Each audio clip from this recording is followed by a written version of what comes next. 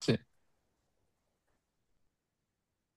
Bonsoir mes très chers amis et très très heureux de nous retrouver après une petite coupure qui s'imposait puisque plus par rapport à Laaretz, mais tous les mardis c'était ou les Chagim ou veille de Kippour, donc c'était quasiment tous les mardis soirs il y avait Baruch Hashem autre chose et voilà, on est très heureux donc de nous retrouver pour cette paracha, la paracha de Noach, la paracha qui tombe quasiment toujours le mois de Marcheshvan, puisque, comme vous le savez, c'est le mois de Cheshvan que le déluge a commencé. Et ce soir, nous, on commence le mois de Marcheshvan. Je laisse pour la fin, on conclura sur la nature de ce mois, la particularité qu'a le mois de Cheshvan, qui ne s'est pas toujours rappelé comme ça. On voit dans certains livres qui s'appellent Yareach Boul, c'est boule comme ma boule. Pourquoi on a enlevé le même? Plusieurs explications. Donc voilà, en fonction du temps, à la fin de ce shiur, on dira un petit mot sur le mois. Là, pour l'instant, on va attaquer la paracha de Noach. Et comme on n'a pas eu l'occasion de se voir pour Bereshit, je vais faire un petit peu un retour, mais quasiment, bon, très, très, très léger, puisqu'on va s'attarder essentiellement sur la paracha de cette semaine, la paracha de Noach. Et il y a un enseignement très très bon dans la Chassidoute qui nous dit qu'il y a un parallèle entre les premières parachiotes de Béréchit et les fêtes du calendrier. En effet, on dit que Bereshit, par exemple, correspond à la première fête du calendrier, c'est-à-dire Rosh Hashanah. Ensuite, on a Noach qui va correspondre du coup avec Kippour. Donc, on a du mal à comprendre comment on peut imaginer que les deux soient liés. Mais pour ce qui est de la première, oui, puisque n'oublions pas que Rosh Hashanah marque la création de l'homme le 25 Elul. Le 25 Elul, il y avait donc la création du monde et ne pas commettre l'erreur que certains continuent de faire à imaginer que Rosh Hashanah, c'est la création du monde. Non, c'est la création de l'homme. Et selon l'avis de Rabbi Eliezer, puisqu'il y a deux avis, comme vous le savez, Rabbi Yoshua qui pense que c'est en Nissan. Alors c'est vrai que les deux finalement peuvent être conciliés dans la mesure où là c'est l'apparition de l'humanité et à Nissan c'est l'apparition du peuple juif. À Chodesh Hazelachem, Rosh Chodashim, donc le peuple juif est né en quelque sorte le mois de Nissan. Donc il n'y a pas de contradiction, puisque nous avons repris le flambeau de Adam pour amener en quelque sorte ce monde à sa conclusion, à l'objectif premier du Créateur lorsque il a décidé de créer le monde avec le premier mot Bereshit. Alors, donc je comprends donc que Bereshit, qui correspond à la création de l'homme, eh ben, ça correspond parfaitement à Rosh Hashanah, puisqu'on parle aussi de la création de l'homme. Donc il y a oui un lien qui est très visible. Et selon un midrash extrêmement beau, on nous décrit heure par heure comment Dieu a procédé à la création de l'homme. On dit la première heure, donc à Adam et Mahashava, et donc il a eu l'idée de créer l'homme. Ensuite, il a consulté les Malachim, etc. Je saute toutes les étapes, il a pris la terre, etc. Et ensuite, la septième heure, il a insufflé l'âme. Et la huitième heure, donc il l'a placé dans le Gan Eden. La neuvième heure, il a reçu l'ordre de ne pas consommer de l'arbre de la connaissance du bien et du mal. La dixième heure, Sarah, il a fauté, il a désobéi. Donc on est 10e heure du sixième jour, donc du vendredi. 11e heure, il a été jugé. Et la 12e heure, il a été, oui, alors on a du mal parce qu'on n'a pas vraiment compris, mais il a été acquitté. Dans la mesure où Hachem a dit, le jour où tu mangeras, tu mourras, qu'il n'est pas mort. Donc on comprend qu'Hachem lui a pardonné, lui a laissé un sursis en quelque sorte. Même si certains disent, oui, il est devenu mortel, certes, mais il n'est pas mort. Donc il y a, oui, une chanina, donc une grâce de la part d'Hachem. Et Hachem a annoncé à Adam, de la même façon que tu as été jugé en ce jour, et sache que tous tes descendants seront jugés également, comme nous le savons, le jour de Rosh Hashanah. Alors, l'explication pourquoi il y a deux jours de Rosh Hashanah, à part l'explication technique dont on a parlé les années précédentes, c'est qu'il faut savoir qu'il y a ce qu'on appelle Dina Kashia et Dina Rafia. Le premier jour, Dieu nous juge très durement, donc avec Midat Hadin, et ensuite, le deuxième jour, Hachem nous juge Midat HaRachamim. Et on essaye donc toujours de faire basculer justement Akadosh Baruch Hu pour qu'il quitte son trône de rigueur et qu'il passe dans le trône de la clémence. Rappelez-vous que lorsque Dieu a voulu créer l'homme, comme dit le Midrash, il a voulu créer le monde d'une manière générale avec Midat Hadin. Et effectivement, donc je le retrouve dans le premier verset, Bereshit bara Elohim. Elohim, ce pluriel qui renferme en quelque sorte toutes les lois qui régissent le monde et l'univers, le cosmos. Donc c'est forcément des règles. Donc ici, c'est l'expression de la rigueur d'Akadosh Baruch Hu. C'est ce qui explique également ce pluriel très étonnant en parlant d'Hachem qui est Echad. Oui, parce que toutes ces lois qui régissent le monde donc émanent de cette volonté donc d'une entité qui est à l'origine de la création de tout l'univers. Alors, pourquoi Hachem? Est-ce qu'il a changé d'avis? Est-ce qu'on peut imaginer que Hachem, au début, il a voulu faire quelque chose, il change d'avis? Certainement pas. La preuve étant que pendant 5 jours et demi avant d'arriver à l'homme, eh ben, on ne trouve que le terme Elohim. Donc, tout la création de Bereshit est placée sous le signe de Elohim, qui veut dire effectivement donc avec la rigueur. Et tout est réglé comme Hachem l'a voulu. On arrive à l'homme et là, Hachem associe Hachem Yudke Vavke. Autrement dit, on voit ici qu'il y a la notion de Havaïe. Havaïe, c'est le nom de la clémence d'Hachem, de la bonté, du chesed d'Hachem. Et c'est comme ça que finalement, Dieu va créer l'homme en associant et l'un et l'autre. On pourrait se demander mais pourquoi il était obligé d'associer, pourquoi il ne pouvait par exemple créer l'homme qu'avec la générosité, avec la bonté. C'est inconcevable. Pourquoi? Parce que si l'homme faute et que Hachem est trop gentil et que je laisse tout passer, alors je me dis, ben alors, de toute façon, je peux tout faire puisque Hachem, il me pardonne, il ne sanctionne pas. Si de l'autre côté, Hachem était que rigueur, donc il y aurait évidemment la sanction immédiate, et donc évidemment l'homme n'aurait pas pu tenir. Ce qui explique que associer, ça ne veut pas dire l'un ou l'autre, c'est les deux en même temps, de manière à ce que Hachem, eh ben, dans son fort intérieur, si on peut dire ainsi, évidemment qu'il aspire, il attend impatiemment que l'homme fasse teshuva. On va expliquer dans cette belle paracha de Noach. D'abord, comment se fait-il que l'élément par lequel arrive la sanction à l'humanité est l'eau? Et pourquoi pas, vous me direz, ben parce que normalement, et dans notre conception des choses, l'eau a toujours une connotation de chesed. La preuve, c'est lorsqu'on fait le kiddush, on prend le vin qui est rouge, qui est din, justice, rigueur, et on met toujours des gouttes d'eau. Donc pour les hamtik et adinin, pour adoucir les jugements. Donc, comment l'eau qui est associée au chesed précisément l'élément par lequel Hachem va venir punir l'humanité. Donc, c'est extrêmement, extrêmement dérangeant. Donc, on va même, on l'a fait les années précédentes, on va apporter quelques éléments par rapport à la comparaison qui est faite entre Noach euh, et Moshe. On dit pourquoi je devrais faire le lien, parce que selon le Zohar, donc Moshe est une partie de l'âme de Noach.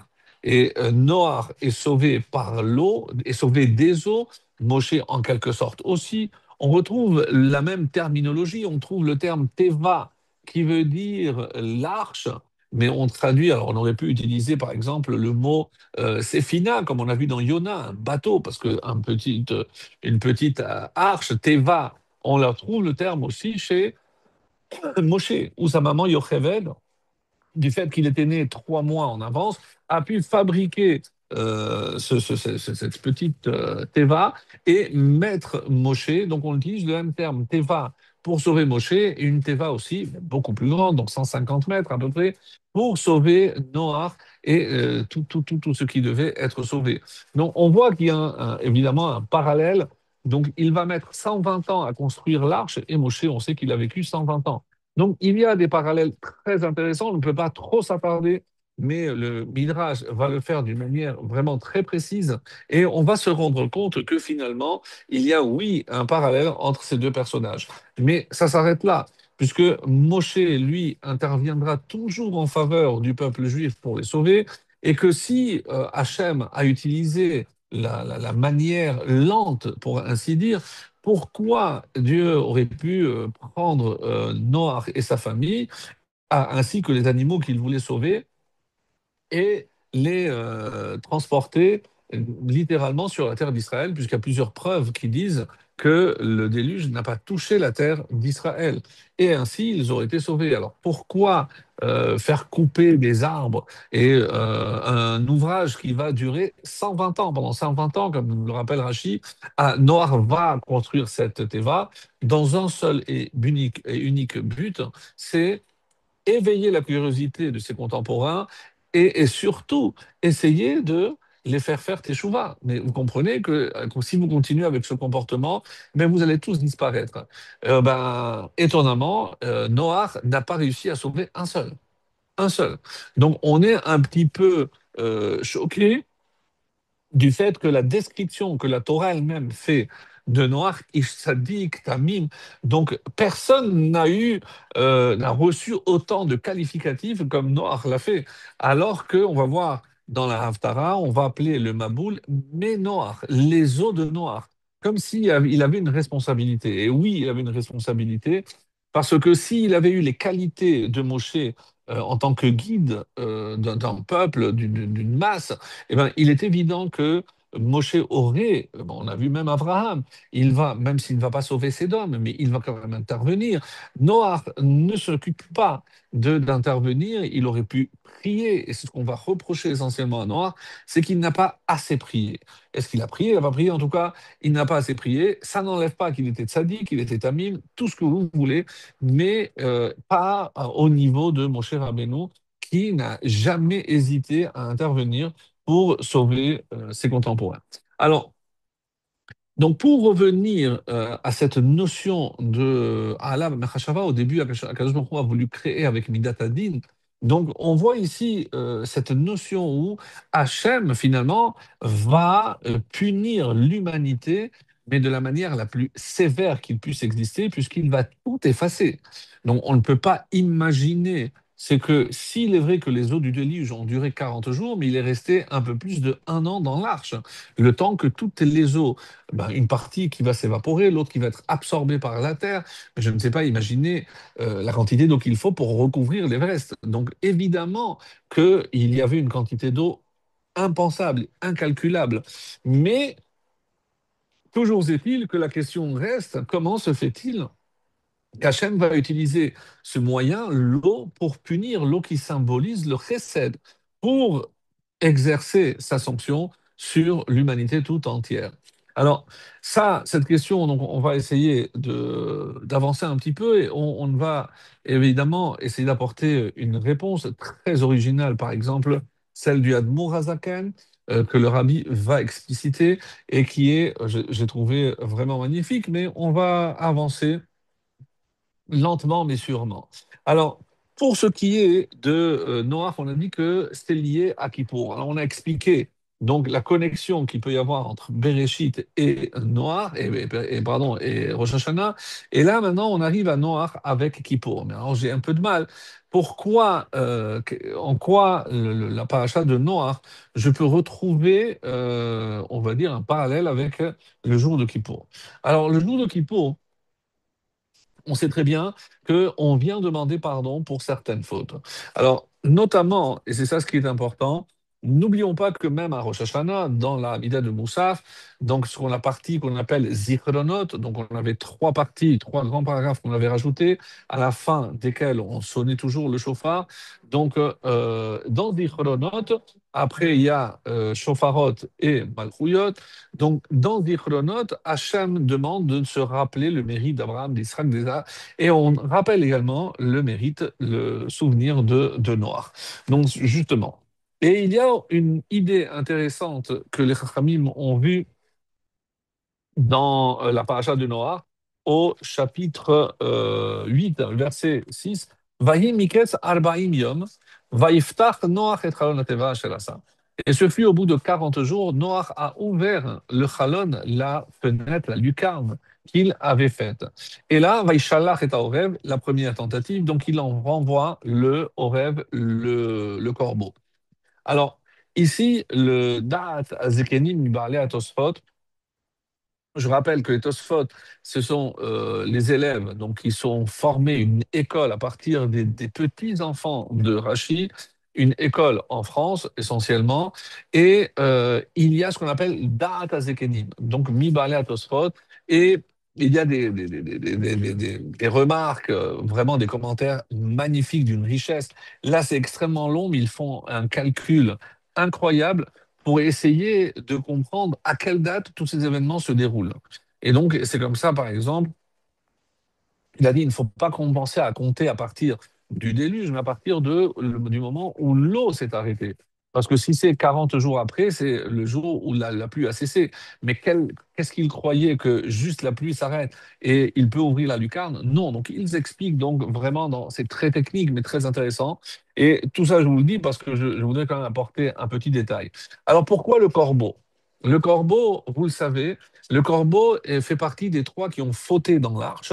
Il y en a trois, puisqu'il y avait une interdiction pendant que l'humanité se faisait détruire, donc elle était décimée, donc il y avait une interdiction de cohabiter entre le mâle et la femelle, aussi bien pour les hommes que pour les animaux. Il y a eu trois exceptions. Le corbeau en fait partie, le chien est le deuxième, et le troisième fils de Noach, Ham, donc, qui a déjà dans sa nature donc, cette chaleur, malheureusement, qui est mal orientée et qui va provoquer la malédiction de ses descendants, notamment par rapport à Canaan.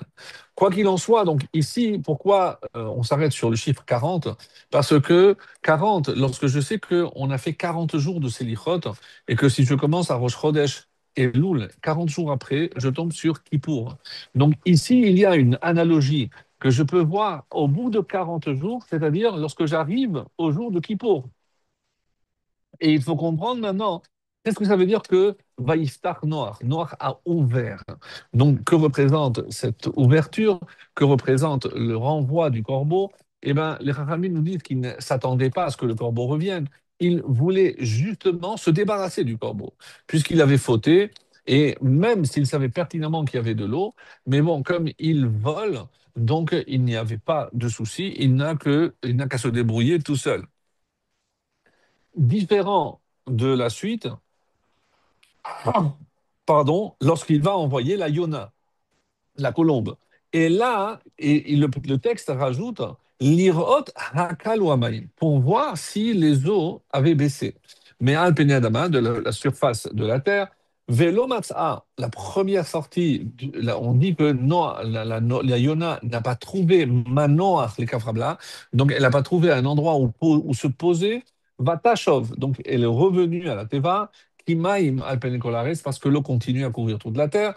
Vaishlach Yado, il l'a pris.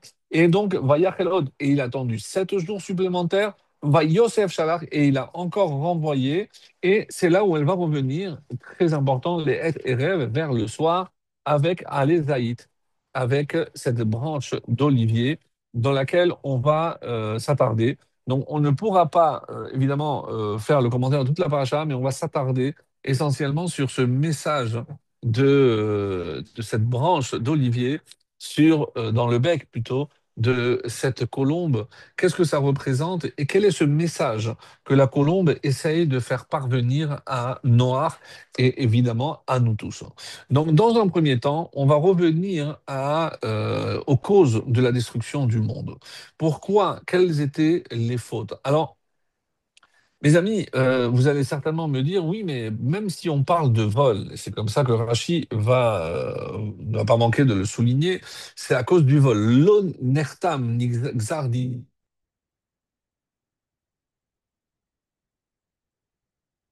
par rapport au vol. Donc, même s'il y avait évidemment d'autres fautes. Donc, si Rachi précise ça a été scellé par rapport au vol, c'est qu'il y avait d'autres fautes. Alors, pourquoi les autres fautes n'ont pas suffi à condamner l'humanité? Et surtout, lorsque vous allez entendre, mais c'est de quelle faute il s'agit, à part le vol, pardon?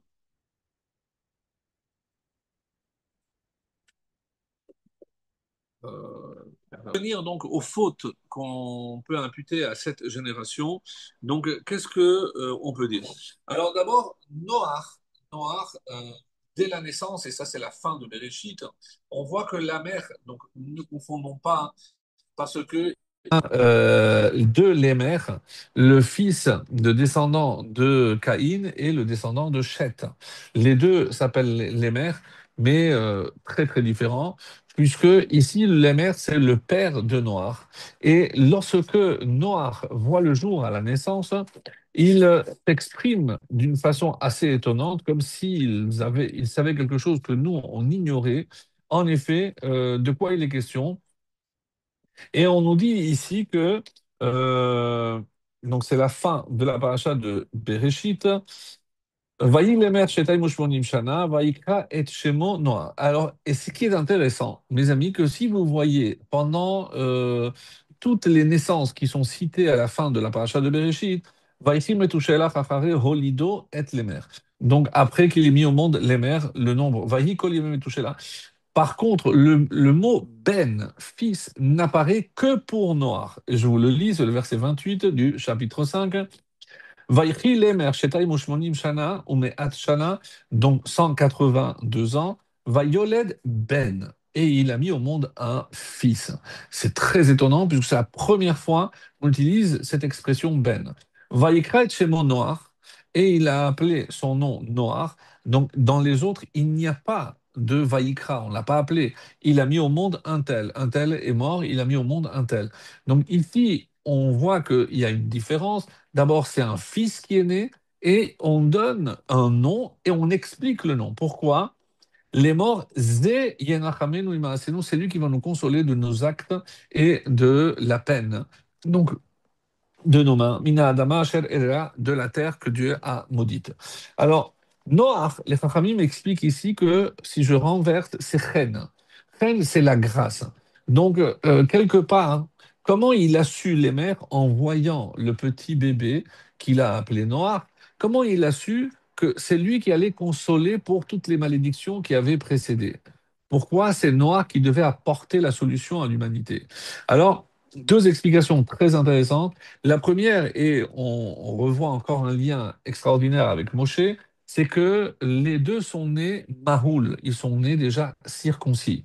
Et il y avait comme une sorte de prophétie qui disait, dès que un enfant naîtra circoncis, mahoul, c'est le signe que l'humanité va être sauvée.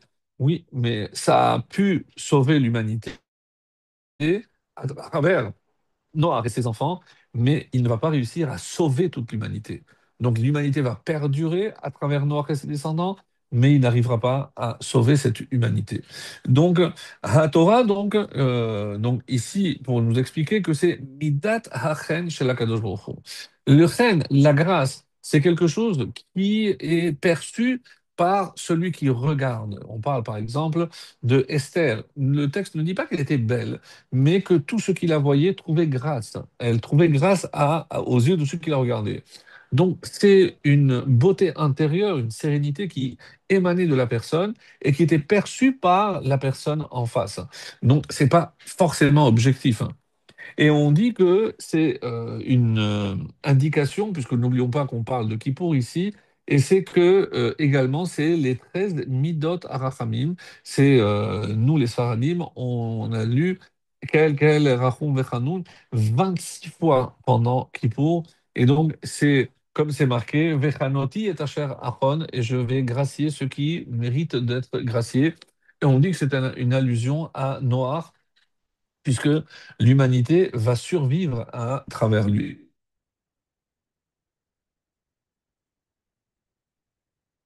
On va dire la avoda de Kippour.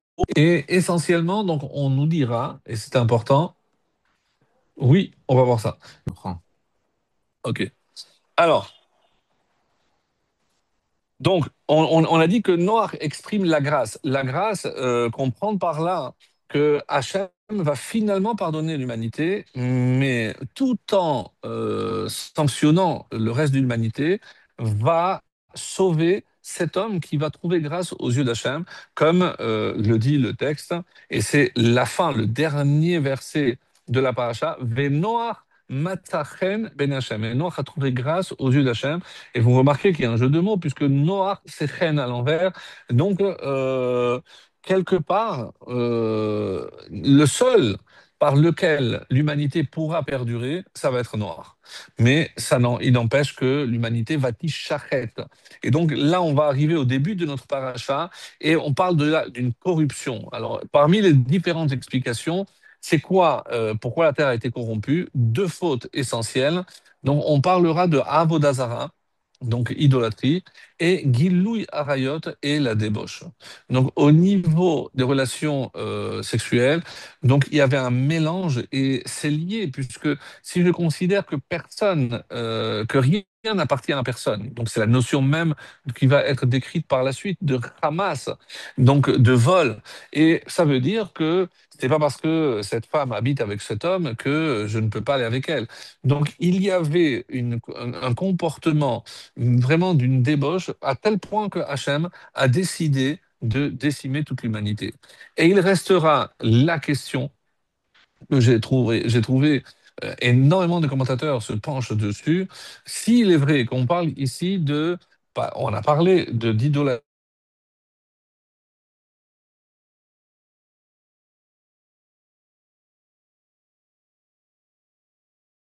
Mais non, tu me le dis. Allez-y. Donc, voilà.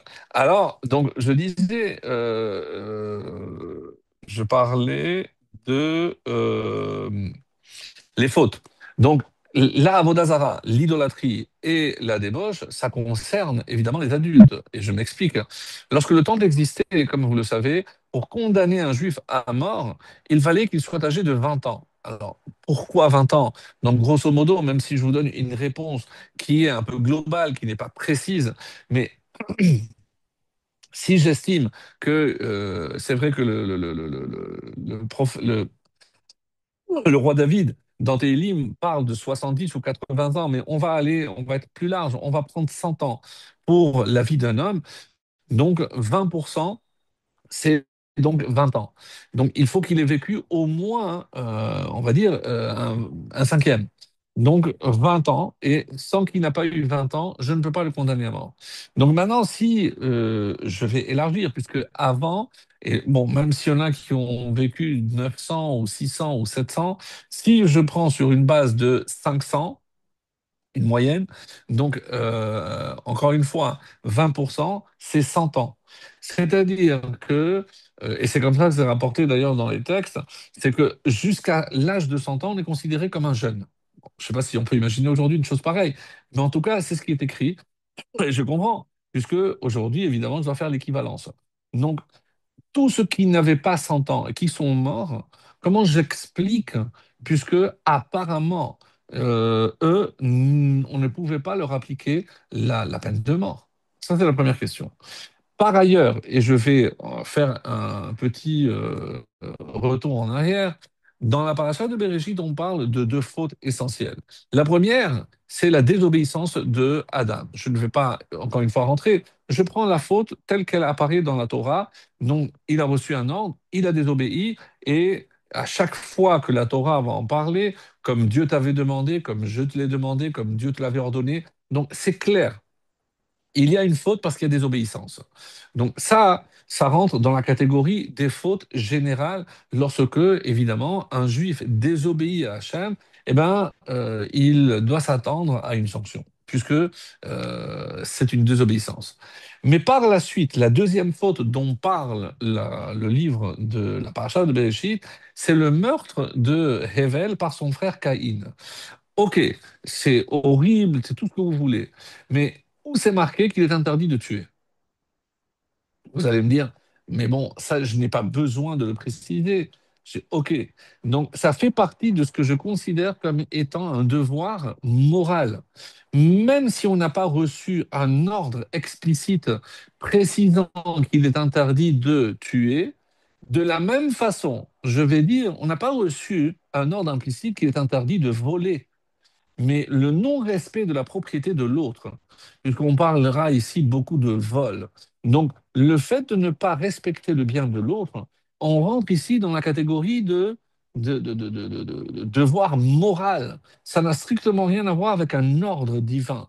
Et on remarquera que la sanction de Caïn est ô combien beaucoup plus élevée et beaucoup plus sévère que la sanction de Adam. Qu'est-ce que la Torah en tout cas dans cette première paracha, a voulu nous faire comprendre, c'est attention, ne jouez pas au plus fin, au plus malin.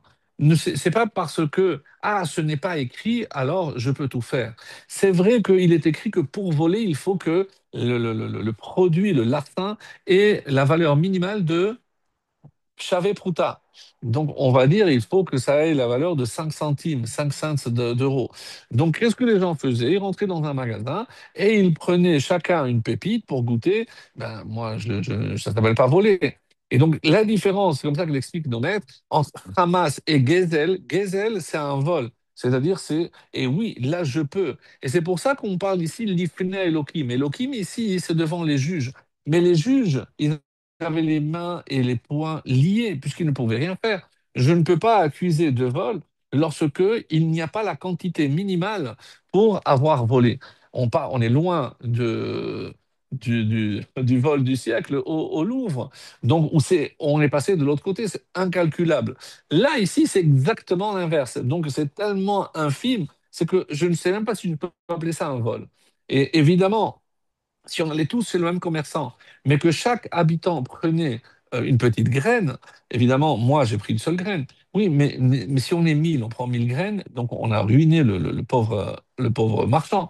Donc, et c'est comme ça que ça a marché. Pardon. Donc, on voit ici et c'est très important ce que je vais vous dire, c'est qu'il y a l'ordre divin, mais il y a aussi l'ordre moral. Et par exemple, on va parler de Avodazara et de Kilou Yarayot, et réfléchissez, parce que c'est pas facile, c'est pas évident. Pour la Avodazara, c'est évident que la faute que je commets, c'est vis-à-vis d'Hachem. Puisque c'est Hachem, donc c'est comme si, allélu, chas v'shalom, je remplaçais l'entité divine par une autre valeur à laquelle je peux accorder de l'importance ou autre. Et Gilou Yarayot, hein. Mais qu'est-ce que moi, si je veux aller avec telle ou telle femme, pourquoi je ne pourrais pas le faire? Simplement parce que c'est Dieu qui me le demande. Donc, même si je ne trouve pas ça logique, parce que n'oublions pas que lorsque même le peuple juif, après le don de la Torah, est venu se plaindre, eh ben, ils se sont plaints al iske mishpachot, c'est sur les femmes avec lesquelles ils pouvaient, oui, être liés, et après le don de la Torah, eh ben, il y a plus ces liens. Donc, il y avait, oui, quelque chose d'incompréhensible. Pourquoi on me demande de me séparer de ma propre femme lorsque elle est nida? Alors, c'est vrai, comme demande Olivier, mais oui, mais d'où vient cette notion de moralité? Eh bien, elle est innée en l'homme. Tout homme a un minimum de moralité, et si ce n'était pas le cas, mes amis, Hachem n'aurait pas pu punir toute génération du déluge où tout le monde va disparaître. Donc, je ne comprends pas, attention. On n'a pas reçu encore les 7 lois noachides, on n'a pas reçu l'ordre de l'interdiction de... Le seul interdit qu'on avait, c'était de ne pas manger. Et bon, et on était exclus du Gan Eden. Donc, au final, OK, donc, qu'est-ce qu'on peut nous reprocher? Alors, si je pars du principe, et c'est pour ça que c'est suite au meurtre de Hével que l'humanité, à travers Caïn surtout, puisque c'est vrai que même si tous ses descendants finiront par disparaître, parce que les seuls descendants, c'est les descendants de Cheth, c'est Noir, et il ne restera que Shem. Les autres vont être exclus également. Mais qu'est-ce qui s'est passé avec tous les descendants de Caïn? Eh bien, ils vont disparaître sous le déluge. Pourquoi? Parce qu'ils ont porté atteinte à ce qui était censé être intouchable. C'est la moralité de l'homme. Et je n'ai pas besoin d'un flic, je n'ai pas besoin, pardon, d'un Dieu qui me dise, oui, ça tu dois le faire, ça tu ne veux pas le faire. Il y a des choses qui s'imposent. Et si l'homme n'arrive pas à atteindre cette conclusion, il ne mérite pas de vivre. C'est aussi simple. Alors, vrai, aujourd'hui, on voit comment l'humanité continue à se détériorer. Vraiment, chaque fois, on pense avoir touché le fond de l'abîme et chaque fois, on est étonné. On pensait qu'avec ces hommes, on avait atteint le summum, mais malheureusement, tout ce qu'on voit de nos jours, C'est une hécatombe. Et c'est pour ça que nous avons un devoir de moralité, mais beaucoup plus exigeant que n'importe qui. Et maintenant, écoutez bien la suite. Pour la faute de Avodazara ou de débauche, Hachem n'a pas dit que la terre méritait d'être détruite. Mais lorsqu'on a atteint le Hamas, le vol, le non-respect de la propriété de l'autre, Hachem il a dit là, stop. C'est-à-dire, tant que c'est Ben Adam Lamakom, même si vous ne comprenez pas que c'est un devoir moral, etc., vous vous en fichez, eh bien moi aussi. Mais dès que vous portez atteinte au bien-être de l'autre, ça, je ne peux pas laisser passer.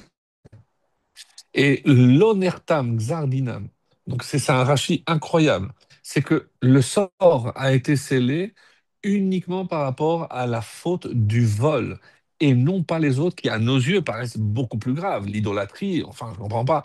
Et pour nous le montrer, à la fin de la paracha, on va parler de la tour de Babel. Quelle était l'intention de Nimrod? Faire la guerre à Dieu. Il y a des textes qui disent que la tour, elle faisait 70 000.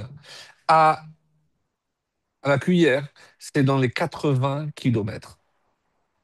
Le Burj Khalifa, on parle de 1 000 mètres, 1 kilomètre. Là, on parle d'une tour de 80 kilomètres. Elle passait la stratosphère. Je sais pas, mais comment on a atteint quelque chose techniquement, c'est impensable. Donc, quelles étaient l'intention? Défier Dieu. Tous les 1656 ans, Dieu allait envoyer une destruction. Donc, on voulait prouver à Dieu qu'on ne le craignait pas. Les pires choses, les pires excuses. Donc, lorsque je regarde que la Torah écrite, qu'est-ce qu'il a fait Hachem? Il a dit, bon, si c'est comme ça, je vais juste mélanger les langues. Alors oui, je sais que dans Gemara, il y a marqué que Dieu a transformé certains, les instigateurs, en singes. Il y a des sanctions apparemment plus graves. Mais d'après la Torah, Dieu s'est contenté. Mais pourquoi Dieu ne les a pas éliminés? Et on dit parce qu'il y avait la hardoute entre eux. Un autre exemple qui est donné dans le livre des rois, c'est Achav, qui était un des pires rois qu'on ait jamais eu, qui faisait la Avodazara et qui faisait faire la Avodazara. Et ben, lorsqu'il faisait des guerres, et ben, il remportait, personne n'était blessé. Et les guerres de David Hameler, il y avait des gens qui étaient, oui, touchés. Mais comment c'est possible? Un rachat, oui, c'était un rachat, mais tout le peuple avait une cohésion qu'on n'avait jamais vue. C'est le fait d'être unis, même dans un but qui n'est pas très noble, construire, défier Dieu comme la tour de Babel. Mais pour David, on dit qu'il y avait des délatorim et il y avait la Shonara. Et oui, mes amis, il y avait la Shonara à l'époque de David. Et c'est pour nous montrer que si nos ennemis ont le dessus sur nous, c'est pas parce qu'ils sont plus forts ou parce qu'on est plus faible. C'est parce que forcément on a quelque chose à se reprocher. David Ameller, on dit, mais si on avait David à la tête de notre armée, mais personne n'oserait nous toucher. Non, il y a mieux encore. Shlomo Ameller, lui, n'a pas eu de guerre à faire. Donc, il y a encore mieux que gagner une bataille. Bon, à l'époque de David, il fallait passer par là, ok, mais on voit qu'il y a eu des conséquences. Donc, quand on parle ici des fautes, mes amis, à part la Vodazara, l'idolâtrie, on parle de la débauche, on parle du vol, et on parlera aussi du Lachon Hara, comme je viens de le faire. Et d'où apparaissent ces fautes? Comment un jour l'homme s'est réveillé et il a commencé à penser à la débauche? On dit que cette faute émane de deux anges déchus, Uza et Azaël. On dit Béné Elohim, c'est toujours dans la fin de la paracha de Bereshit. C'est pour ça que je dis qu'on a fait un aller-retour pour rattraper un petit peu la paracha qu'on n'a pas pu commenter ensemble. Et donc, ces deux, Dieu les a enfermés dans un lieu qui s'appelle Azazel.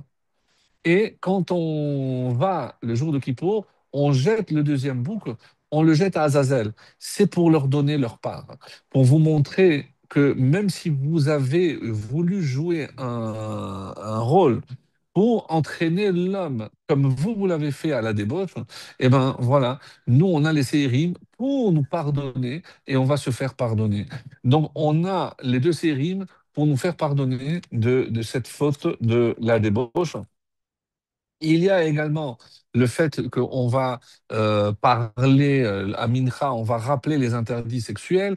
Donc, encore une fois, pour mettre l'accent sur le fait, la gravité de la débauche, et Yona, la Haftara de Yona, puisque Yona, la colombe, certes, mais c'est aussi la Haftara du jour de Kippour, et encore, on continue à faire le lien. Et Dieu envoie Yona où? À une ville qui s'appelle Ninive. Donc, si on regarde bien le texte, hein, qui a construit cette ville? Il s'appelait Achour. Achour est un roi qui a vécu à l'époque de Nimrod, mais il a rompu les liens avec Achour.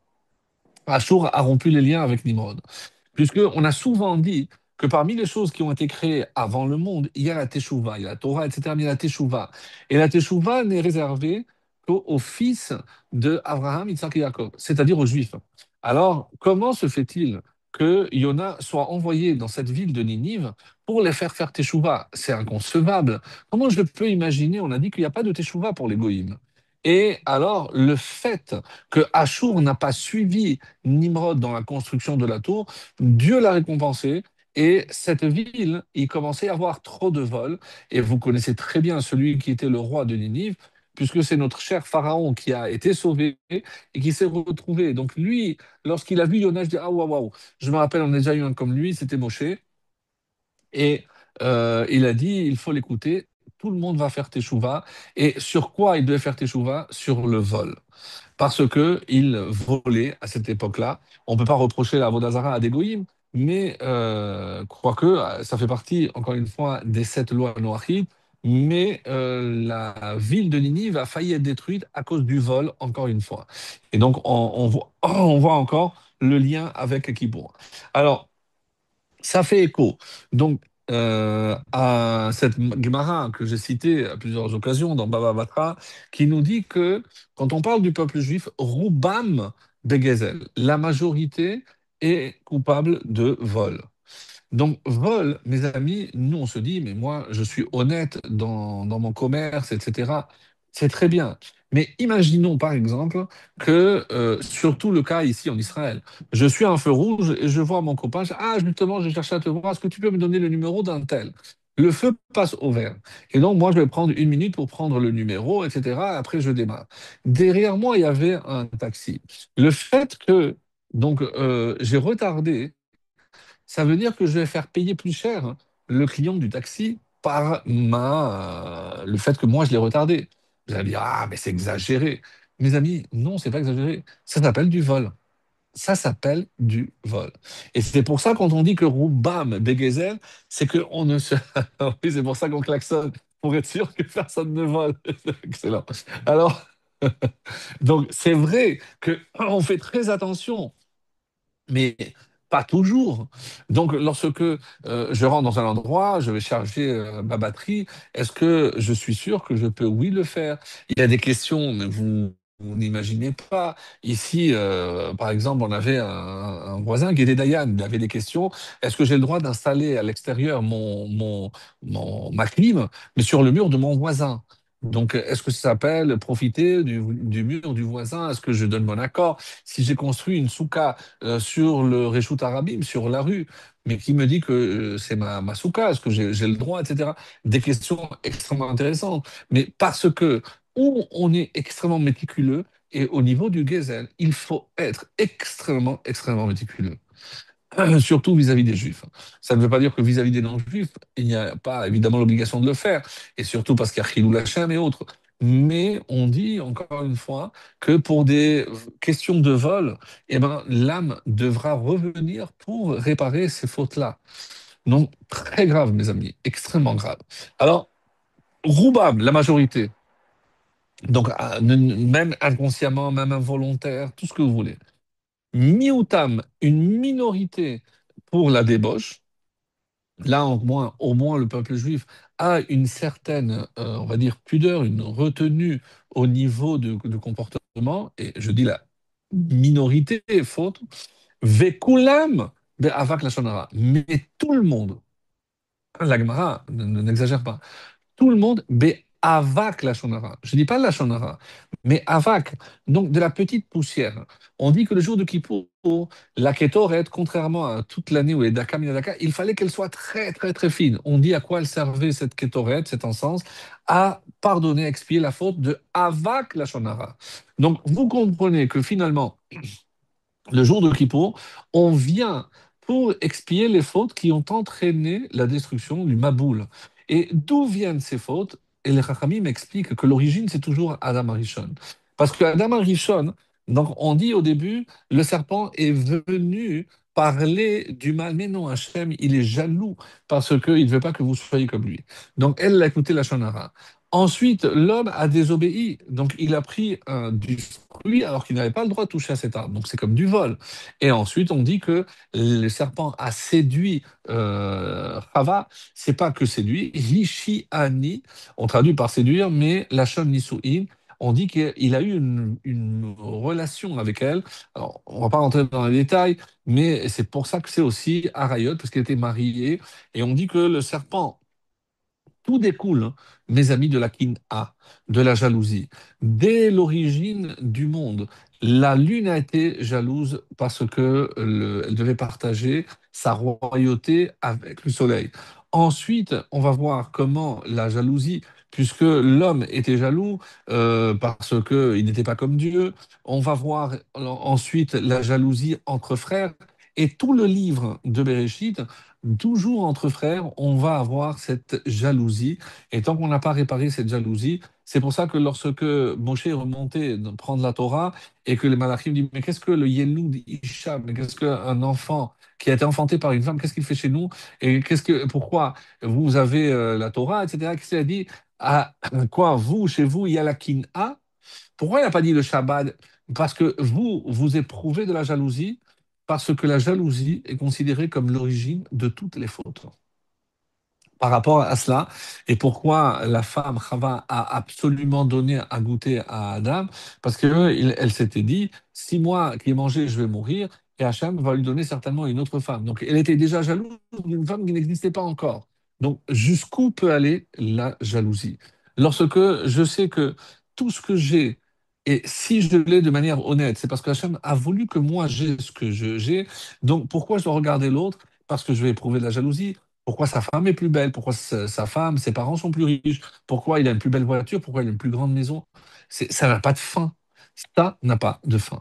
Et c'est pour ça, mes amis, que à l'origine, et c'est ça ce qu'il faut dire, bien sûr, mais je dis, on trouve cette jalousie, tous les frères, jusqu'à Moshe et Aaron, qui vont enfin commencer à réparer cette jalousie. Donc, mais tout le shoresh, la racine, se trouve dans la faute d'Adam Arishon, et c'est c'est ce qu'on a expliqué. Maintenant, on va essayer maintenant d'aborder pourquoi Hachem ne les a pas détruits. Je parle de la tour de Babel. On a dit parce qu'il y avait la hardoute. Donc, comme pour le klal et Gilou Yarayot, Avodazara, on a expliqué que c'est entre l'homme et Hachem. Et c'est malheureusement le Gezel, et c'est pour ça qu'ils sont tombés, que Dieu a scellé le sort de l'humanité par le Gezel, parce que c'est Ben Adam Lachaviro. Et ça, Hachem, il ne peut pas pardonner. Jusqu'à aujourd'hui, à Kippour, on dit que toutes les fautes vis-à-vis de Dieu, Hachem est prêt à pardonner, mais les fautes commises vis-à-vis de mon prochain, Hachem ne peut pas les pardonner. Alors,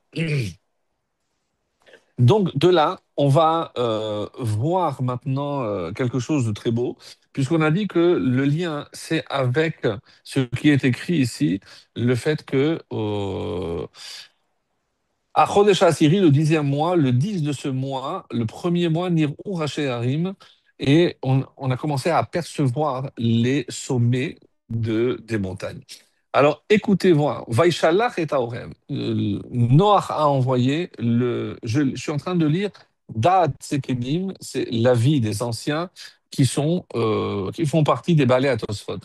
Et donc il dit, quand Noach a envoyé le rêve, Miyad Vélo à Sashtiruto. Il a envoyé, mais le rêve, il ne voulait pas partir. Il avait peur que Adam, c'est comme ça que c'est rapporté par le Midrash, que Adam ne veuille s'unir avec sa femme, avec Madame Corbeau. Bon, c'était encore l'esprit. Vehu imtin shiva yamim. Donc, Quand il aurait pu renvoyer, il a compris qu'il n'aurait peut-être rien du corbeau, il a envoyé la colombe. Veaya et date à Zekenim, donc ici, fait le calcul et dit quel jour Noach a envoyé la première fois la Yona, Shiva Asar Betamuz, le 17 Tammuz. Velo mat'a Yayona Manoach, et la colombe n'a pas trouvé un support pour se poser. Veomer Ani. Et voici ce que dit le commentaire. Shegam Ramaz Litrilat Achorban. Et c'est aussi une allusion à la destruction du temple. Shehaya Beshiva Asar Betamuz. C'est, je rappelle, c'est lorsque Ruvkea rire, lorsque la muraille, la première entaille dans la muraille, Velo Matzrou Israël Manoar. On sait que le clan d'Israël est aussi comparé à la colombe. Et de la même façon que la colombe n'a pas trouvé où se poser, eh ben, le peuple juif, depuis la destruction du temple et un exil consécutif à l'autre, ils n'ont pas trouvé où se poser chez Nikré ou Yona, et parce que le peuple juif est aussi appelé Yona. Donc, très très belle image ici pour nous rappeler que le déluge a commencé le mois de Tammuz, le mois de Cheshvan. Bon, et j'ai dit, pour ceux qui veulent vraiment, après le 10 de Cheshvan, c'est après certains, Yitrilou Akshamim Lered, Zeru Av, le mois de Av, Shewa Asiri, le Mar Cheshvan, Shebo Yitrilou Akshamim Lered. On dit que c'est le mois de Cheshvan que la pluie a commencé à tomber. Chez En Lefaresh, ici, il explique que quand on parle ici de Chodesh HaAsiri, c'est pas par rapport à Elul. Chez Are Pelesh Rashi, Vaïmiketz Arbaïm Yom. Donc, comme c'était très technique, je n'ai pas voulu rentrer pour ne pas mélanger les pattes. Mais bon, en tout cas, on sait que le déluge a commencé à Cheshvan. Donc, ici, donc, rappelez-vous, donc Cheshvan, on est passé donc à le 17 Tammuz. Et le 17 Tammuz, donc, il a envoyé la première fois. Et c'est surtout cette image très belle qui dit que, de la même façon que depuis ce moment-là, Israël, donc, va errer, même si on va revenir, mais ça va être momentané, c'est pour le deuxième temple. Mais malheureusement, donc on sait que depuis, on n'a pas trouvé où nous poser suite à cette image qui est donnée ici. Alors, maintenant, on va un peu avancer et j'aimerais passer à ce qui est rapporté dans toujours dans le Midrash, d'où la colombe a-t-elle trouvé cette branche? Donc, ça veut dire que de tous les arbres, ils ont commencé à émerger, elle a arraché. Alors, il y en a qui disent que c'est Mimash et Tzaf al Rispa, donc elle flottait. Donc, il a trouvé une branche, elle l'a prise. Deuxième explication, Mehara Mishra, on dit que certains disent il s'agit de Har HaZetim, non en face du temple, parce que là-bas, il y avait beaucoup d'arbres d'oliviers, et c'est là-bas qu'elle l'a pris. Et troisième opinion, qui pose pas mal de problèmes, c'est on dit que c'est du Gan Eden. Pourquoi? Parce que si la colombe a apporté une branche du Gan Eden, il n'y a aucune preuve que les eaux étaient baissées, puisque c'est pas sur Terre que ça se passe. Bon, il y a des réponses très intéressantes, mais c'est encore pas le sujet. Alors, donc, l'essentiel, c'est ce qui va être dit maintenant, qui est rapporté dans la Gemara, deux Gemarot dans Eruvin, Yudchet 18 et dans Sanhedrin 108. Qu'est-ce qui a marqué là-bas? Amra Yona lifna Kadosh Baruch Hu. La Yona a dit à Kadosh Baruch Hu, ça c'est dans la Gemara, dans le Midrash, on dit que la Yona a parlé à Noach. Qu'est-ce qu'il lui a dit? Ribono shel olam, maître du monde. Iyu mezonotai merorim kazaït. Je préfère que ma nourriture soit aussi amère que le zaït, que l'olivier, Umnesurim yadecha, mais qui me soit donné par toi, ve'aliyu metukim kadvash, mais qu'elle ne soit pas douce comme le miel, Umesurim biad basar vadam, et qu'elle ne soit pas me donnée exactement. C'est le texte dans la Shira que la Yona chante jusqu'à aujourd'hui. C'est incroyable. Mais alors, qu'est-ce que cela veut dire? Quel est le message? Alors, est-ce qu'il n'y a pas ici, comme certains ont voulu le voir, un haut degré d'ingratitude? Je m'excuse, mais après avoir passé un an où Noach n'a eu de cesse, on dit qu'il dormait, il somnolait, il n'avait pas le temps, parce qu'une fois il a eu le malheur d'être retardé, le lion ne lui a pas pardonné. Donc, on voit bien qu'il s'est donné beaucoup, beaucoup de mal. Alors, il y en a qui disent que non, qu'il n'avait pas le droit d'envoyer d'envoyer une colombe parce que ça ne lui appartient pas. Alors il y en a qui disent non, Vaikar Meito, de ce qui était à lui. Il y en a qui disent que c'est lui, il avait des colombes messagères, mais ça n'a pas, ça n'a rien à voir avec la colombe qu'il a choisie pour sauver et sauvegarder l'espèce. Rabbeinu Bachaye donne encore une autre explication. La mettra chez Diratan, Shel Ofot Teorot et Tzadikim. C'est que quand il s'agit d'un oiseau qui est pur, eh ben, eux, ils peuvent séjourner auprès de tzadikim. Donc, très belle explication de Rabbi Bechaye, et c'est pour ça que le corbeau, il l'a rejeté parce qu'il n'était pas proche, mais la yona qui est cachère et qui est pure, puisqu'on dit qu'elle est fidèle, et c'est pour ça qu'on est comparé, etc. Alors, et là, j'aimerais vous lire un passage d'un livre qui s'appelle Agra d'Epirka. C'est le message de nos Pérec. C'est difficilement traduisible, mais on connaît l'auteur, c'est Rav Akadosh, Harav Menachem Mendel de Riminov. Donc il va écrire un texte incroyable dans ce livre de Yika Pirka, et il s'étonne. Je vais faire raccourci. Comment on voit des fois des enfants qui, tant qu'ils sont jeunes, Ketoutam, ils vont étudier, ils sont sérieux, et dans le limoud, ils prient avec Havana. On les voit, c'est des perles. Ils répondent, ils savent se tenir à la sina, et ils marchent toujours droit, ils écoutent, ils obéissent aux parents. Quelque chose de formidable. Donc des enfants, vraiment des malachim, des anges. Et Acharka, et une fois qu'ils grandissent, mitahapechim, ils changent complètement, Chas Shalom, et ils vont acquérir midot gruot, des vertus très mauvaises, mevatelim Torah ou tfila, et ils vont commencer par sauter une prière un jour, 2 jours, plus de tfilin, plus de Shabbat, et ils dégringolent. Alors, mais Aïn, alors il ne comprend pas comment c'est possible.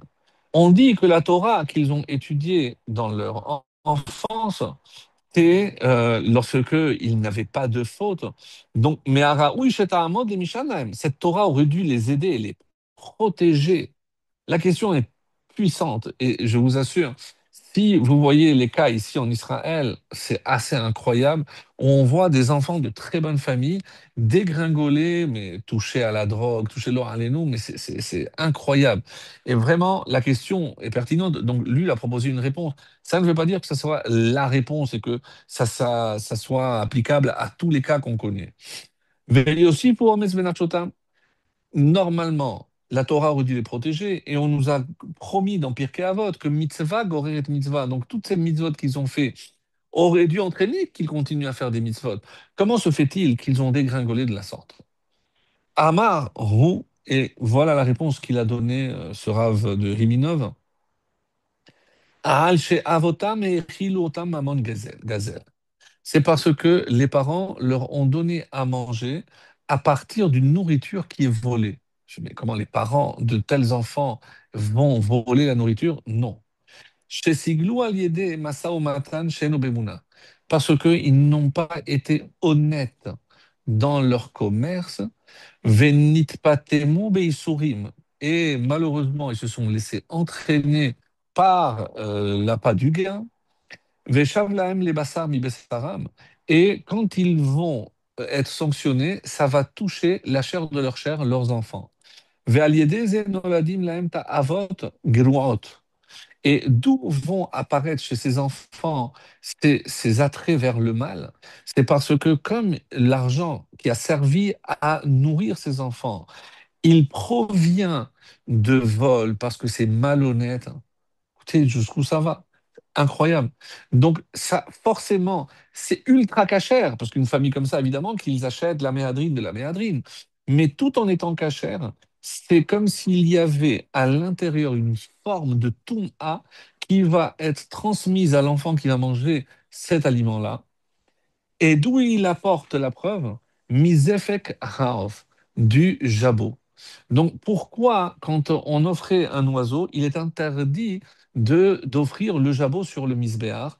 Parce que le jabot, je rappelle que c'est cette partie dans le tube digestif où il accumule. Mais pourquoi? Parce que les oiseaux, comme ils volent partout, et ils volent, mais ils volent aussi la nourriture, parce qu'ils vont prendre là où ils sont.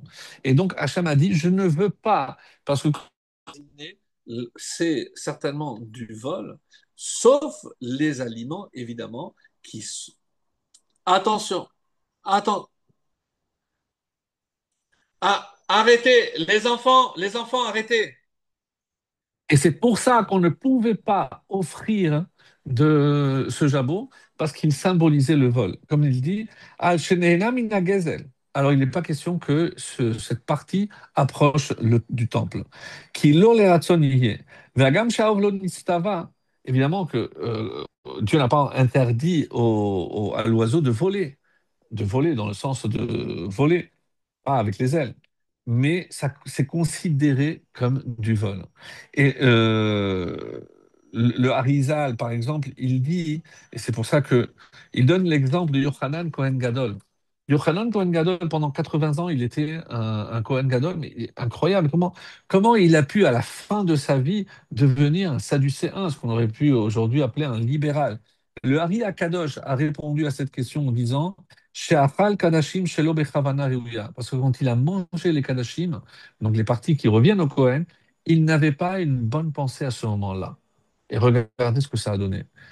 Mes amis, c'est incroyable. Il y a un autre exemple aussi qui est rapporté par rapport au Rambam. On a posé la question, voilà, une communauté a envoyé plein de questions sur la Emouna. Le Rambam a dit, moi je ne vous réponds pas, je vais donner à mon élève de vous répondre. C'était Rabbi Shmuel Ibn Tibbon, si je ne m'abuse, qui a donné cette réponse. Et qu'est-ce qu'il a dit? C'est parce que vous mangez, vous ne faites pas attention à Ma'achalot Asurot. Et Ma'achalot Asurot, c'est pas justement manger cachère, mais même donner à des enfants le jour où il est interdit de donner à manger. Un enfant qui est déjà en âge d'être élevé, il peut commencer déjà à jeûner. Eh ben, il faut faire extrêmement, extrêmement attention. On apprend ça de Moshe, bien sûr, c'est comme on va poser la question, c'est le Maharal qui va poser la question. Il dit, mais d'où on apprend ça? Le Gaon de Vilna, pardon, qui pose cette question. Et il nous dit que de Moshe Rabbeinu, parce que regardez Moshe Rabbeinu, qui a goûté un lait interdit. Alors on a dit, il a dû prendre les braises pour se brûler. Mais comment il a pris les braises? Sans se brûler la main et s'est brûlé la langue? Oui, parce que le but, c'était de purifier la bouche par rapport aux gouttes qu'il avait eues d'une non-juive. Et c'est pour ça qu'il faut être extrêmement, extrêmement sévère dans ce domaine. Et maintenant, je reviens au message de l'Iona. L'Iona, qu'est-ce qu'elle est en train de dire, mes amis? Et c'est ça ce qui est formidable. La colombe est en train de dire Noir, Noir, sache une chose. Sache que si tu veux un conseil que je te donne, il vaut mieux que ta nourriture soit amère, mais qu'elle vienne directement de Dieu, plutôt qu'elle soit douce et qu'elle vienne de l'homme. Donc elle ne parle pas d'elle, puisque nous on a dit, mais quelle ingratitude, comment après un an de bons et loyaux services de la part de Noir, elle vient, lui crache à la figure, tu sais, ta nourriture, je n'en veux pas, je préfère manger de la mer et dormir dans le parc que être hébergé chez toi. Mais c'est quoi cette gratitude? Et ça, on cite un exemple. Non, c'est un message à travers le temps incroyable qui nous dit, qu'est-ce que ça veut dire, mes amis, qu'il faut manger amer? Manger amer, ça veut dire que c'est vrai que c'est très tentant lorsqu'on vous on propose un poste mais que vous devez travailler Shabbat. Ça, c'est en Rousselarès. Mais ici, en Israël, si on propose un poste à une femme orthodoxe ou un homme qui cherche un contexte, oui, mais en travaillant ici ou là, il va gagner 3 ou 4 fois plus. Certes, mais ça va être dans un environnement qui ne sied pas à quelqu'un qui veut vivre selon les valeurs de la Torah. Donc, c'est vrai que ça va être amer. Parce qu'il se dit, je gagne 10 000 alors que je pourrais gagner 40 000. Et il va avoir cette amertume, oui. Mais dire que ça vient d'Hachem, ça veut dire que tu maintiens les valeurs et c'est ces valeurs que tu veux en transmettre à tes enfants. Parce que sinon, ça va être doux, mais le miel. Vous savez quelle est la particularité du miel? On pose une question dans l'halakha. Si par exemple je vois qu'une abeille sort du miel, puisqu'on parle ici des abeilles de miel, pas de fleurs, et il y a les pattes de l'abeille qui sont restées dans le miel. Est-ce que le miel est interdit? Non, parce qu'on dit que le miel transforme en miel tout ce qui tombe dessus. Autrement dit, cette douceur a un prix. C'est que à force de trouver la douceur, parce que tu vas gagner beaucoup plus, mais tu vas te fondre dans ton environnement et tu vas perdre tes valeurs, tu vas perdre ton identité. Et c'est vrai que ça va être doux parce que tu vas gagner plus, parce que tu vas dépenser plus, mais est-ce que c'est ce que Hachem il veut? Et ce message, j'ai trouvé incroyable parce il va répondre aussi, mais comment je peux imaginer que Hachem a voulu punir par l'eau? Qu'est-ce que ça veut dire l'eau? Alors, euh, c'est deux petites minutes pour la suite parce que c'est trop beau. Donc, et comment je sais que l'olivier, c'est un symbole de l'homme? Parce que vous lirez, comme c'est marqué aussi, Miya ale behar Hashem ou Miya kum bimkom kotso. Qui va s'élever sur la montagne de Dieu et qui va se dresser dans son endroit, l'endroit de sa sainteté? Réponse, Neki Chapaim, celui qui a les mains propres. Au bar levav et un cœur pur. Qu'est-ce que ça veut dire, les mains propres? Que tu n'as rien gardé qui n'est à toi. Et de qui on parle ici? On donne l'exemple de Yaakov Avinu qui, pendant 20 ans, a travaillé chez le plus roublard qui existe, que l'humanité ait connu, Lavan, et il n'a jamais pris et dit, regarde, si j'ai pris quelque chose qui ne m'appartient pas, jamais. Et c'est pas parce que j'ai affaire à un voleur, à un roublard, et que je vais me comporter comme lui, certainement pas.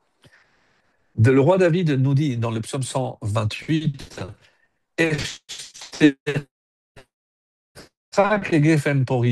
ta femme est comme les poteaux de ta maison, Banecha et tes enfants, Kishtile Zetim, comme des plants d'olivier. Et là, ça vit le Shulchan Aruch autour de ta maison. Donc, on voit ici, pourquoi on compare et au vin et à l'olivier, on dit que c'est les deux seules espèces qui ne peuvent pas se mélanger. Je ne peux pas faire de greffe. Ein Geffen, vein Geffen. Oui, je peux mélanger le merlot avec le cabernet, mais des raisins avec des raisins. Je ne peux pas mélanger les raisins avec d'autres, ça ne donne rien. Et l'olive, non plus, je ne peux pas mélanger avec une autre espèce. Pour nous rappeler que notre catégorie, notre qualité exceptionnelle, c'est que même quand on était en Égypte, on ne s'est jamais mélangé. On a toujours gardé, on a préservé cette pureté. Et c'est ce qui nous a sauvés, c'est ce qui continue de nous sauver. Et pour expliquer maintenant par rapport à une gematria très belle aussi.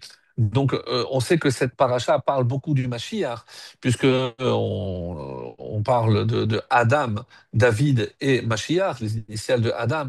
Et on dit que si je prends la valeur numérique de Adam, c'est 45, David, c'est 14, et Mashiach, 358, ça donne 417. 417, c'est Zaïd, c'est l'olivier. On dit que grâce au fait que la colombe ait apporté cette branche d'olivier, Hachem va demander d'allumer la lumière pour le monde à travers la menorah grâce à l'huile d'olive.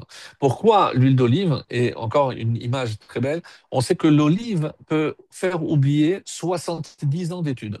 Mais l'huile qui provient de cette olive, elle peut rappeler et ramener, donc raviver la mémoire de 70 ans. Donc, qu'est-ce que ça veut dire? C'est que le fils est meilleur que le père. Donc, le père, c'est ici l'olive, le fils, c'est l'huile, et l'huile apporte donc la mémoire. Donc, et c'est ça ce qui est dit ici. Attention, parce que si tu veux que ce qui va sortir de toi soit bon, et donc attention à tout ce que tu vas faire. Et c'est ça, donc, Kishtine Zetim, si tout ce que tu as planté, comme dans l'éducation, est pur, ah ben, alors cette huile sera pure, tes enfants, évidemment, seront purs. Et maintenant, pour répondre à la question initiale, c'est pratiquement l'heure, donc pourquoi Dieu a utilisé l'eau? C'est vrai que l'eau, en règle générale, c'est la douceur, c'est la bonté, c'est le chesed. Comment Dieu a utilisé l'eau? Alors, on dit que c'est Mida Keneged Mida. Une réponse un peu plus simple, c'est parce que de la même façon que quand il y a le vol, il n'y a plus de limite.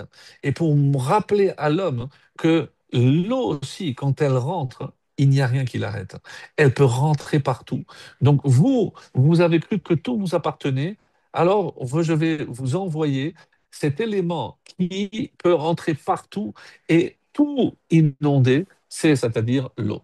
Certains vont dire, puisque vous n'avez pas compris le message de moralité que je voulais transmettre à l'humanité, donc, je vais ramener le monde à ce qu'il était au début. Et comme il y a marqué dans Bereshit, donc vous voyez que les deux sont liés, Veruach Elokim merachefet al pene hamayim. Donc, et l'Esprit divin planait sur les eaux. C'est-à-dire qu'il y avait déjà de l'eau et que le monde était couvert d'eau. Donc, donc, si on doit recommencer, alors qu'est-ce qu'on va faire? Alors, on va maintenant retrouver l'origine.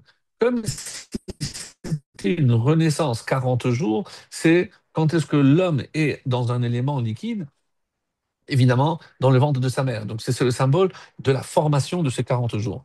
Mais ça, c'est une explication. Et il y en a une autre, c'est que l'eau représente, au niveau de la Kabbalah et de la Chassidoute, c'est le cerveau. Pourquoi? Parce que c'est en constant mouvement. C'est la pensée. Rappelez-vous l'image qu'on avait donnée toujours d'Abraham. On dit que, voilà, je suis arrivé là où l'eau, je ne peux plus avancer. On avait dit, mais quoi, le Satan s'est transformé en rivière, donc l'origine de ce qu'on fait, hein, le tachlir de Rosh Hashanah.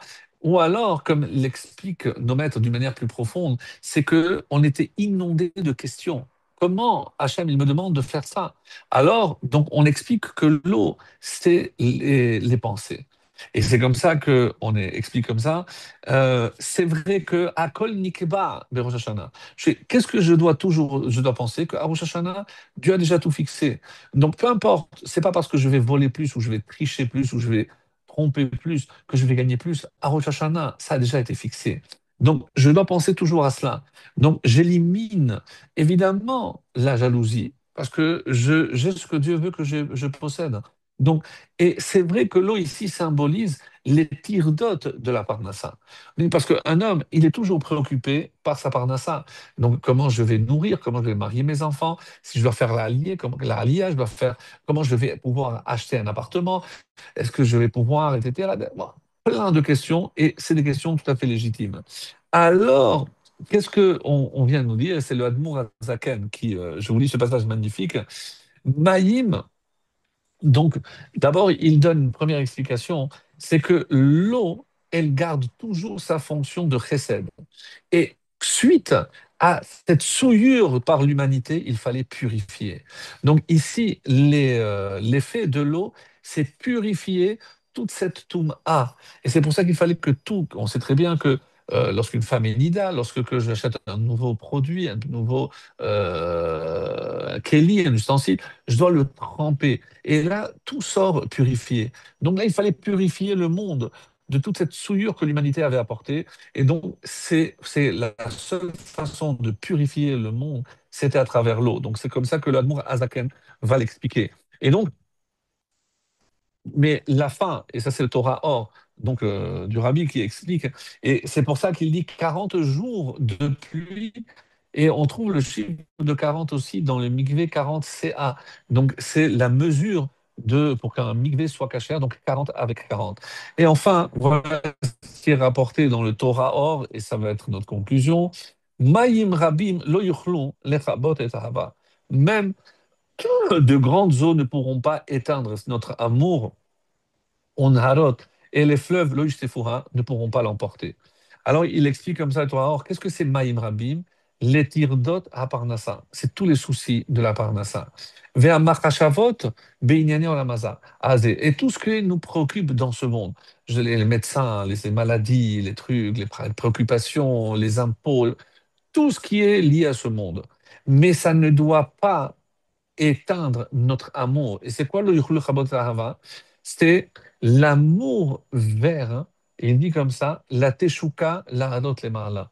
C'est que même si toutes ces pensées nous poussent vers le bas, ça ne doit pas éteindre les pensées qu'on doit toujours chercher comment on va s'élever et s'attacher, c'est cet amour, s'attacher à ce qui est essentiel. Et ça, c'est l'essentiel, parce que finalement, donc, quand on parle de Teva, et c'est quoi la Teva ici? Donc, pour nous sauver de toutes ces pensées, c'est les mots de la prière, les mots de l'étude. Et si la teva, ça veut dire aussi, la teva, c'est dans la synagogue, je vous rappelle, c'est là où on pose, là où on prie, là où on pose le Sefer Torah. C'est vrai que quand je sors, je suis emporté par toutes ces eaux troubles qui m'emportent dans mes pensées, mais quand je rentre dans la synagogue, je dois laisser les torrents derrière. Et donc, je dois me concentrer sur ma tfila, je dois me concentrer sur la prière, sur les mots que j'adresse à Kadosh Baruch Hu. Et c'est comme ça que je disais que j'allais terminer avec Cheshvan. Le mois de Cheshvan, on dit que Mar Cheshvan parce que on entend encore les échos des fêtes qui ne s'éteignent pas et qui continuent de nous accompagner encore pendant ce mois qui apparemment n'a rien. Mais les Chachamim nous disent que quand on regarde le livre de Rois, on sait que Shlomo Ameler a terminé la construction du premier temple à Cheshvan. Et Hachem lui a dit non, tu attends, on va faire l'inauguration à Tishri. Quel jour? Le 7 Tishri. Donc, 7 jours de fête. Exceptionnellement, c'est la seule fois de toute l'histoire du peuple juif où l'on n'a pas jeûné à Kippour. Non, parce que c'était la fête de l'inauguration du premier Beth Amikdash, du premier temple. Donc, et jusqu'à, après, on a enchaîné avec Sukkot. Donc, le mois de Cheshvan est allé voir Hachem. Je lui ai dit, enfin, on aurait pu avoir une fête extraordinaire. Et Hachem l'a consolé en disant, ben, j'ai quelque chose pour toi. Sache que si, même si maintenant c'est mar, rappelez-vous, c'est mar, c'est amer, mais ce mot aussi peut se lire à l'envers, ram. Ram, c'est élevé. Ce mois va être le plus élevé parce qu'Hachem a promis que l'inauguration du troisième Beth Amikdash aura lieu à Cheshvan. Donc c'est un mois où il faut s'attendre à des grands miracles, Bezrat Hachem, qu'on soit déjà méritant de transmettre une véritable éducation à nos enfants, nous éloigner de tout ce qui peut être néfaste pour eux, pour leur éducation, et qu'on ait le mérite surtout de vivre un mois de Seshvan intense avec enfin l'issue qu'on attend tous, l'inauguration du troisième Beth Amikdash. Amen.